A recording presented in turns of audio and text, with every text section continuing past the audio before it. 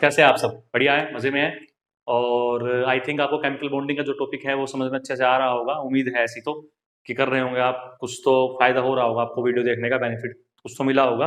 बहुत सिंपल तरीके से, बहुत ईजी तरीके से मैं केमिकल बॉन्डिंग को पढ़ा रहा हूँ, कुछ ज़्यादा मुश्किल तरीके से नहीं पढ़ा रहा हूँ कि बहुत कन्फ्यूजन क्रिएट हो रही हो आपके दिमाग में।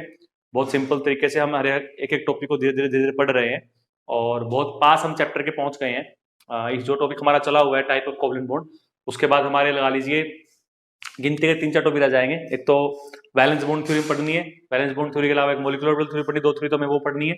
और इसके अलावा एक दो टॉपिक और हैं बस आपके, रेजोनेंस एंड हाइब्रिडाइजेशन। उसके बाद हमारा चैप्टर लगभग खत्म हो जाएगा, कोई लंबा चैप्टर बचेगा नहीं। और उसके बाद हम थर्ड चैप्टर जो है वो आसानी से स्टार्ट कर पाएंगे, ठीक है। लेकिन थर्ड चैप्टर स्टार्ट करने के लिए पहले फोर्थ को खत्म करना पड़ेगा, तो पहले इसको खत्म करेंगे, फिर मैं आपको थर्ड चैप्टर के बारे में पढ़ाऊंगा, ठीक है। चलिए, तो कल मैंने आपको बताया था सिग्मा कोवलेंट बॉन्ड कैसे बनता है।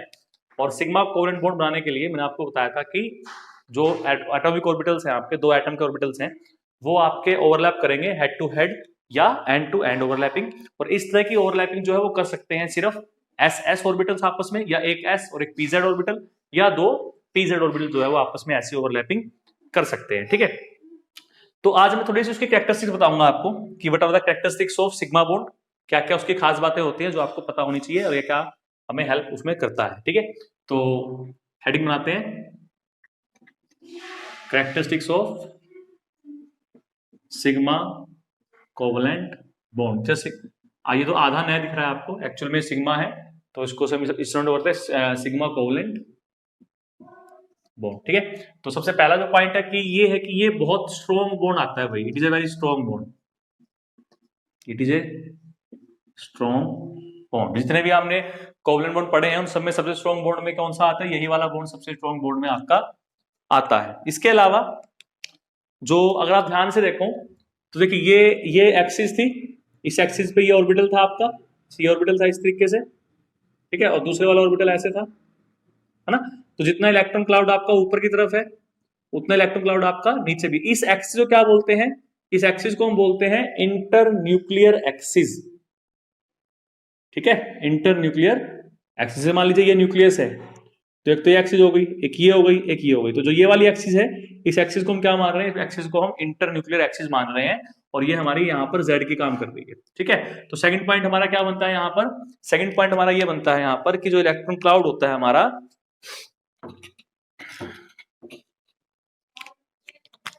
इलेक्ट्रॉन क्लाउड जो होता है, इलेक्ट्रॉन क्लाउड इज सिमेट्रिकल, ठीक है। इलेक्ट्रॉन क्लाउड इज सिमेट्रिकल, ठीक है। किस पे, about the inter nuclear axis, inter nuclear axis, ठीक है। एक ही खास बात हमें इसकी पता चल गई। इसके अलावा और क्या बता सकता है मैं ये कि अब देखिए ध्यान से, होता क्या है, होता ये है कि जैसे कार्डबोर्ड है मान लीजिए, उस कार्डबोर्ड के बीच में आप एक कील लगा दीजिए, एक कील, ठीक है। अगर उसके बीच में आप एक कील लगा दोगे तो कार्डबोर्ड आसानी से घूम जाएंगे। जैसे ये मान लीजिए 2 एटम है, इसके एंड टू एंड ओवरलैपिंग हो रही है इस तरीके से, अगर इस तरीके से होगा तो आसानी से घूम सकते हैं ना एटम, अभी भी कोई बॉन्ड तो टूट ही नहीं रहा घूमते घूमते, है ना। इसका मतलब इस बॉन्ड की खास बात क्या है कि इस बॉन्ड के दौरान फ्री रोटेशन जो है वो हो सकती है किसकी, एटम की, ठीक है। तो free rotation of atoms around this bond is possible. तो एटम जो है आसानी से घूम सकते हैं बिना किसी दिक्कत के, और बॉन्ड भी टूटेगा उससे नहीं, ओके। अच्छा जी, इसके अलावा ये तो एक और पॉइंट हो गया हमारा। ये जो बॉन्ड होता है क्योंकि बहुत स्ट्रॉन्ग बॉन्ड है, इसको ब्रेक करना मुश्किल है, तो ये इसलिए ये केमिकल रिएक्शंस में बहुत कम हिस्सा लेता है, तो ये बहुत लेस रिएक्टिव होता है, ठीक है। It is a very less reactive, it is a less reactive bond, ठीक है। कोई खास रिएक्टिव बॉन्ड ये हमारा नहीं होता है, ओके। हाँ, एक खास बात, किसी भी मॉलिक्यूल की शेप जो है वो सिग्मा बॉन्ड ही डिसाइड करते हैं। जिस डायरेक्शंस में सिग्मा बॉन्ड बने होंगे उसी तरीके से मॉलिक्यूल की शेप या ज्योमेट्री को ड्रॉ करेंगे या डिसाइड करेंगे, ठीक है। तो ज्योमेट्री और shape of molecule is decided by sigma bond. ठीक है, कौन डिसाइड करेगा उसे? सिग्मा बॉन्ड डिसाइड करेगा। एक खास बात ये भाई, इस बॉन्ड को बनाने के लिए किसी दूसरे बॉन्ड की जरूरत नहीं है, इसकी खुद की एक इंडिपेंडेंट एग्जिस्टेंस होती है, ये अकेला भी बन सकता है। तो मैं एक पॉइंट और ले लेता हूं आपका, कहां लिखा है इसको साफ करके यहां लेता हूं कि it have a independent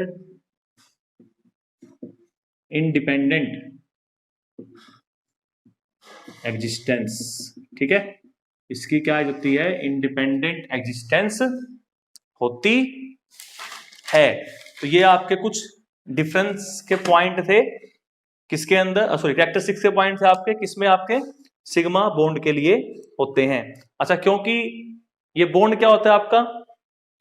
quite overlapping होती है, इसमें बहुत ज्यादा होती है भाई, इसी वजह से बॉन्ड कैसा होता है आपका? स्ट्रॉन्ग होता है। आप इसमें ये भी बोल सकते हो कि इसमें जो ओवरलैपिंग होती है बहुत ज्यादा अच्छे से होती है, दैट्स व्हाई कि इनका बॉन्ड जो होता है वो बहुत स्ट्रॉन्ग बॉन्ड आपका माना जाता है। ठीक है, तो आई थिंक आपको ये समझ में आ गया होगा कि सिग्मा बॉन्ड क्या होता है और कैसे बनता है और किस किस के बीच में बनता है। अब बात करते हैं about the covalent bond, pi covalent bond, और उसके लिए इसको साफ करना पड़ेगा।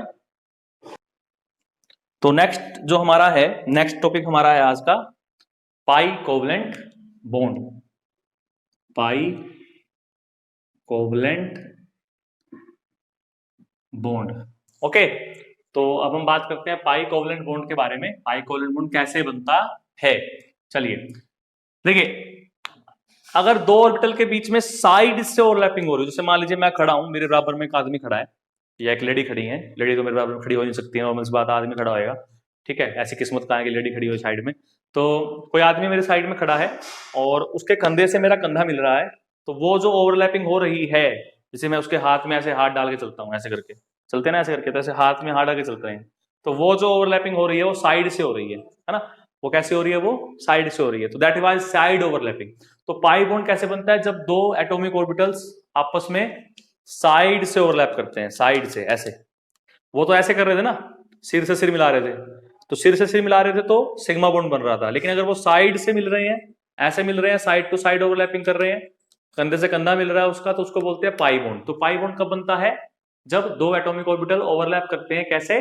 साइड वाइज तरीके से। ठीक है, तो this kind of bond formed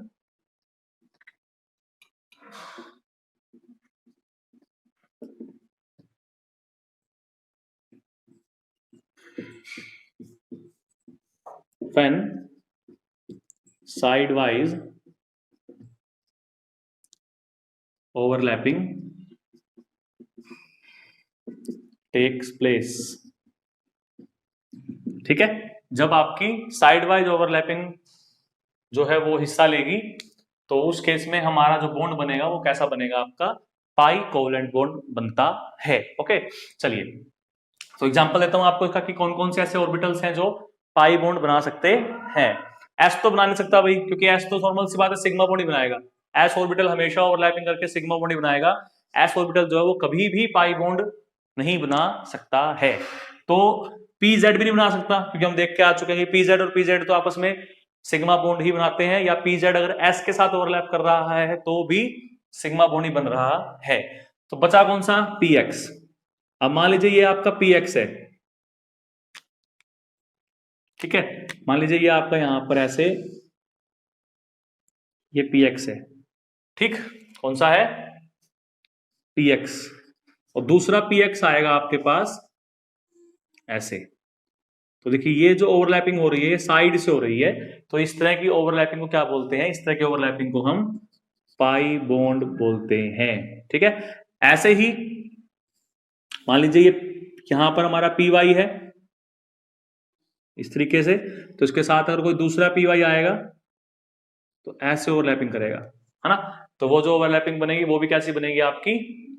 अब देखिए टेढ़ा नहीं देखना आपको, ये आपको ऐसे देखना है भाई, एक ऐसे ऐसे है सामने की तरफ, आपको ऐसे ऊपर की तरफ दिख रहा है, तो यहां से ओवरलैपिंग हो रही है।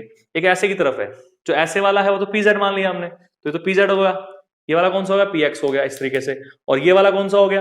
पी वाई हो गया। तो पी वाई भी पी वाई से कैसे ओवरलैपिंग करेगा? साइड वाइज ओवरलैपिंग करेगा। ठीक है, अब ध्यान से देखिए, अगर एक एक्स और एक पी वाई लूं, क्या वो ओवरलैपिंग कर सकते हैं? नहीं कर सकते, है ना, क्योंकि उसकी लोब तो यहाँ है, इसकी यहाँ है, तो ये कैसे ओवरलैप करेंगे, नहीं कर सकते ना।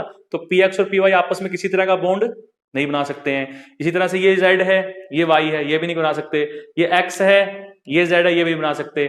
इसका मतलब बॉन्ड किस किस के बीच में बन रहा है, सेम ऑर्बिटल्स के बीच में बन रहा है, सेम टाइप के, यानी पी एक्स और पी एक्स के बीच में बन रहा है, या पी वाई और पी वाई के बीच में आपका बॉन्ड बन रहा है। और इस टाइप के बॉन्ड क्या कहेंगे हम, पाई बॉन्ड कहेंगे, ठीक है, या क्या कहेंगे इसको, कोवलेंट बॉन्ड, पाई कोवलेंट बॉन्ड कहेंगे, ठीक है। तो साइड वाइज ओवरलैपिंग से जो बॉन्ड बनता है हमारा वो पाई बॉन्ड बनता है। क्लियर हो गया। चलिए अब इसकी भी कैरेक्टरिस्टिक्स थोड़ी सी समझते हैं कि इस बॉन्ड की भी क्या क्या कैरेक्टरिस्टिक जो है वो हो सकती है। तो उसके लिए इसे साफ करना पड़ेगा।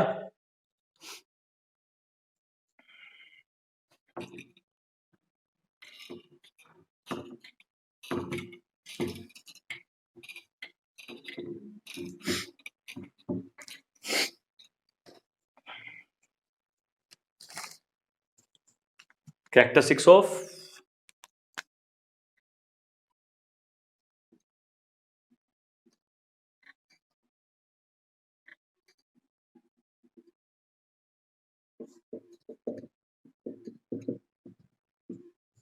Pi bond.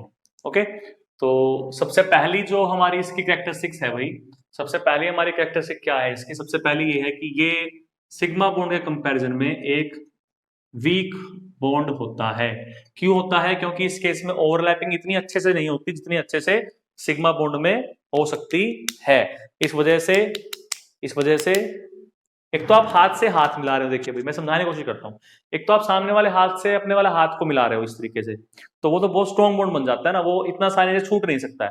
लेकिन ये आप ऐसे हाथ में एक हाथ डाल के चल रहे हो, बस इसके अंदर से एक हाथ डाल लिया, तो वो तो आसानी से छूट जाएगा बिल्कुल, है ना। तो वही बात यहाँ भी हो रही है कि सिग्मा बॉन्ड में क्या होता है, सिग्मा बॉन्ड में ओवरलैपिंग बहुत स्ट्रॉन्ग होती है, लार्ज ओवरलैपिंग होती है, इस वजह से वो बॉन्ड स्ट्रॉन्ग होता है। लेकिन पाई बॉन्ड में क्या होता है कि ओवरलैपिंग साइड से हो रही है, इतनी अच्छे से ओवरलैपिंग नहीं हो पाती है, और उस वजह से आपका वो एक वीक बॉन्ड बनता है। ये बात समझ में आ गई। इसके अलावा अगर हम इलेक्ट्रॉन क्लाउड की बात करें, तो इस केस में इलेक्ट्रॉन क्लाउड जो होता है इंटरनल एक्सिस के, वो अनसिमेट्रिकल होता है। पाई बॉन्ड में सिग्मा बॉन्ड में सिमेट्रिकल होता है, लेकिन पाई बॉन्ड में वो अनसिमेट्रिकल होता है। तो इलेक्ट्रॉन क्लाउड इज अनसिमेट्रिकल, ठीक है, electron cloud is unsymmetrical about the internuclear axis.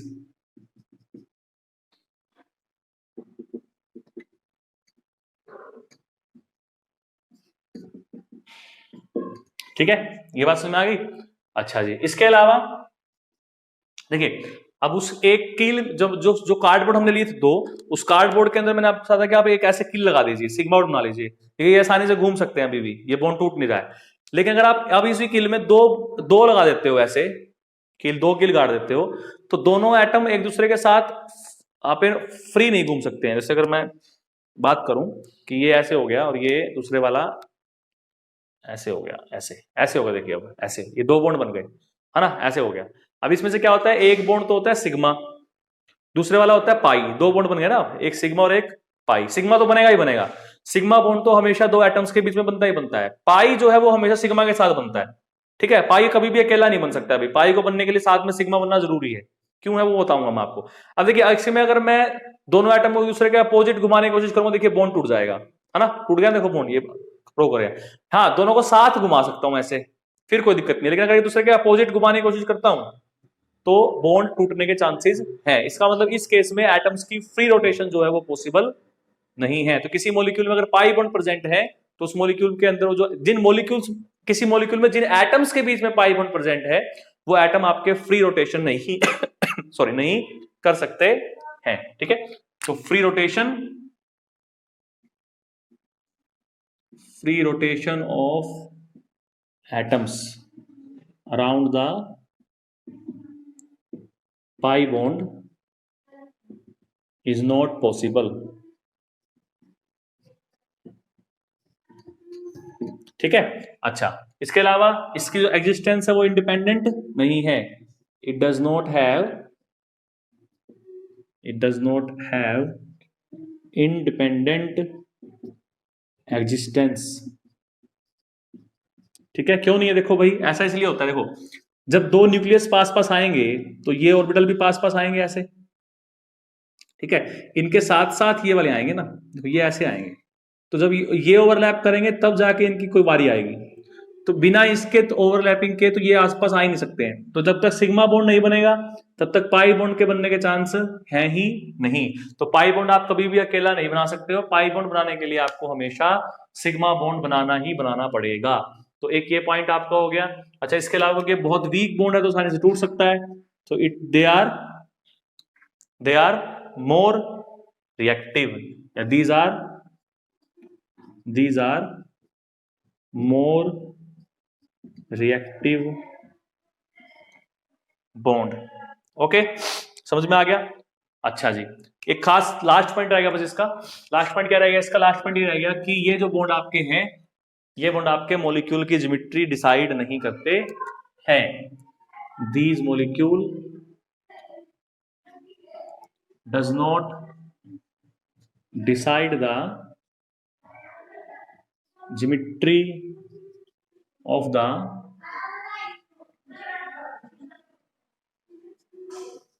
molecule। ठीक है, तो ये मॉलिक्यूल आपके these bonds does not decide the geometry of the molecule। Clear? तो एक सिग्मा बॉन्ड के साथ भाई, एक सिग्मा बॉन्ड के साथ एक पाई बॉन्ड बन सकता है। तो हम ऐसे शो करेंगे, ये सिग्मा है तो ये पाई होगी, एक सिग्मा एक पाई, या एक सिग्मा के साथ दो पाई हो सकते हैं। बीच वाला सिग्मा होगा, ऊपर नीचे वाले पाई बॉन्ड होगा। ये डबल बॉन्ड हो गया, ये ट्रिपल बॉन्ड हो गया। ठीक है, तो अगर हम इसमें थोड़ी सी बात करें बॉन्ड लेंथ की या बॉन्ड स्ट्रेंथ की, थोड़ी सी वो भी आपसे पूछ लेते हैं इसके अंदर। देखिए, अगर हम बॉन्ड स्ट्रेंथ की बात करें, सॉरी बॉन्ड लेंथ की बात करें पहले, तो बॉन्ड लेंथ सबसे ज्यादा किसकी होती है? सिंगल बॉन्ड की होती है भाई, यानी पाई बॉन्ड की होती है, सिग्मा बॉन्ड की होती है। उसके कम डबल बॉन्ड की होती है, और छोटा जाता है बॉन्ड, और उससे कम ट्रिपल बॉन्ड की होती है। ट्रिपल बॉन्ड की बॉन्ड लेंथ सबसे छोटी होती है। जितनी बॉन्ड लेंथ छोटी होगी उतनी बॉन्ड स्ट्रेंथ ज्यादा होगी। तो बॉन्ड स्ट्रेंथ सबसे ज्यादा किसकी होती है? ट्रिपल बॉन्ड की होती है, उससे कम डबल बॉन्ड की होती है, और उससे कम सिंगल बॉन्ड। सिंगल बॉन्ड को तोड़ना बहुत आसान है, ठीक है, हालांकि स्ट्रॉन्ग बॉन्ड में आता है, लेकिन लेंथ की वजह से क्या होता है, लेंथ की वजह से जो बॉन्ड स्ट्रेंथ होती है वो उल्टी हो जाती है। ठीक है, इसके अलावा अगर हम रिएक्टिविटी की बात करें तो रिएक्टिविटी आपको बता चुका हूं वैसे ही मैं। ट्रिपल बॉन्ड की रिएक्टिविटी सबसे ज्यादा होती है, जिसमें ट्रिपल बॉन्ड होगा वो बहुत रिएक्टिव होगा। उसके बाद डबल बॉन्ड वाला आएगा, और उसके बाद आपका सिंगल बॉन्ड वाला आएगा। तो ये आपका रिएक्टिविटी का ऑर्डर आता है कि रिएक्टिविटी जो है वो किसकी सबसे ज्यादा या किसकी सबसे कम हो सकती है। ठीक है, अब मैं थोड़ा सा एग्जांपल्स में आता हूं आपको भाई कि कैसे बनता है सिग्मा बॉन्ड या पाई बॉन्ड, लेकिन उसको समझने के लिए हमें जो है थ्योरी पढ़नी पड़ेगी, that is valence bond theory. But फिर भी मैं आपको एग्जांपल देता हूं भाई, जिसमें आपको थोड़ा समझ में आ जाए कि कैसे हमारा सिंगल डबल या ट्रिपल बॉन्ड बनता है ओवरलैपिंग से। ठीक है, थ्योरी भी उससे समझ में आ जाएगी आपको, थ्योरी में भी हेल्प ही करेगी वो। जैसे मान लीजिए मेरे पास सबसे पहले हाइड्रोजन की बात करते हैं, तो हाइड्रोजन के पास पहले एटम कितना है? 1s1। दूसरे के पास भी कितना है? 1s1। तो ये इसका पहले का 1s1, इसमें एक इलेक्ट्रॉन है, और ये दूसरे का 1s1, इसमें इलेक्ट्रॉन। इसका s और इसका s और उसमें ओवरलैप करेंगे, तो क्योंकि s और s ओवरलैप कर रहे हैं, इट मीन्स कि यहां पर कैसा बॉन्ड है? सिग्मा बॉन्ड है। ठीक है, तो इस तरह से क्या बनता है आपका? सिग्मा बॉन्ड जो है वो हाइड्रोजन के मॉलिक्यूल में होता है। ऐसे की बात करें ऑक्सीजन मॉलिक्यूल की, ठीक है, ऑक्सीजन में देखिए 1s2 भरा हुआ है, कोई जरूरत नहीं है। 2s2 भरा हुआ है, कोई जरूरत नहीं है। 2p4, तो p4 में 1 2 3 एंड 4। ठीक है, तो ये हमारा हमने मान लिया px, ये मान लिया py, ये मान लिया हमने pz। इसी तरह जो दूसरा ऑक्सीजन होगा उसके पास भी 1 2 3 एंड 4। तो इसका मतलब क्या होता है? देखो, इसका मतलब ये होता है कि ये रहा इसका pz पहले वाले का, और ये है pz दूसरे वाले का। तो जो यहां पर बॉन्ड बन रहा है वो सिग्मा बन रहा है। ठीक है, उसके बाद ये रहा उसका py, ये रहा दूसरे वाले का py। तो ये आपस में ओवरलैप करेंगे साइड वाइज, ठीक है, दिखा नहीं सकते हम इसको, बट हम इसको ऐसे डॉटेड से दिखाते हैं। तो ये कौन सी होगी, साइड वाइज। तो ये भी कैसा, ये कैसा बॉन्ड बन गया, पाई बॉन्ड। तीसरा कौन सा है, पीएक्स। तो पीएक्स तो भरा हुआ है दोनों का ही, तो भरा हुआ है तो वो तो ओवरलैपिंग करेंगे नहीं, तो इसका मतलब ये ओवरलैप नहीं करते हैं। तो O2 में क्या होता है, देखो O2 में दोनों ओवरलैप करिया, तो बॉन्ड कैसा बना, एक तो सिग्मा बना और एक आपका पाई बनेगा। एक लोन फिर इसके पास दिखता है हमें, एक इसके पास जो एक्स वाला है और एक जो एस वाला है वो भी दिखता है ऐसे।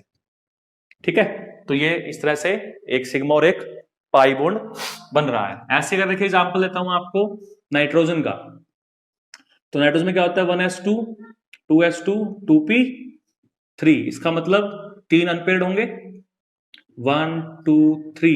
दूसरे के पास भी ऐसे ही 3 होंगे 1 2 and 3। तो px px से करेगा, py py से करेगा, pz pz से करेगा। तो pz pz में कौन सा होता है सिग्मा, py py में पाई, इसमें भी पाई। तो नाइट्रोजन नाइट्रोजन के बीच में एक सिग्मा है और 2 पाई बॉन्ड बनते हैं। तो तीन, इसमें इस तरह से हम कोवलेंट बॉन्ड देखते हैं। तो सबसे ज्यादा रिएक्टिव कौन सा होना चाहिए, नाइट्रोजन होना चाहिए, बट होता नहीं है, एक्सेप्शन केस है भाई। Nitrogen is less reactive than oxygen. Reason क्या है, क्योंकि बॉन्ड स्ट्रेंथ बहुत स्ट्रॉन्ग हो जाती है इस वजह से।